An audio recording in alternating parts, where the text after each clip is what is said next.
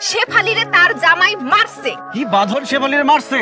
শুধু মারেই নাই, সে যৌতুক চাইছে, 5 বড়ি স্বর্ণ চাইছে। ইয়ার এত বছর পরে এসে সে যৌতুক চাইতেছে, আবার মারছে। তো মারার কারণ কি জানো? 5 বছর ধরে তার বাচ্চা কাচ্চা হইতেছে না, এই জন্য মারছে। আরে বাবা, বাচ্চা কাচ্চা কি কারো হাতে আছে? সব আল্লাহর দান। সে 2টা অপরাধ করছে, প্রথমত নারী নির্যাতন, দ্বিতীয়ত যৌতুক। কোনোটার থেকে কোনোটা কম না। শেফালি এখন কই? বাড়িতে আছে, সেফে আছে, আমি রাখাইছি। আরে এই কথা তুমি আমরা এখন কইতেছো যে শেফালিরে মারছে বাঁধন? আরে এর জন্যই তো তোমার খাওয়ার থেকে তুইলা নিয়ে আসলাম। আম্মার সামনে যে কমু, আমার মন কষ্ট পাইবো না? এই শামসুন নাহার থাকতে আম্মা কেন দায়িত্ব নিব? আমি আছি না? আজকা বাদনে মার মার কাইট কাটইব। বাঁধনের আজকে খবরই আছে।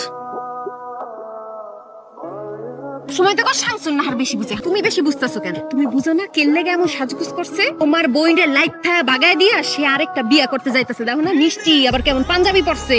তুমি এখন উইরা গিয়ে একটা ফ্লাইং কিস দিয়া দাও। কি? ইংলিশ বুঝো না নি, উইরা গিয়ে একটা লাথি মেরে দিবা। আরে মূর্খর বাচ্চা, ফ্লাইং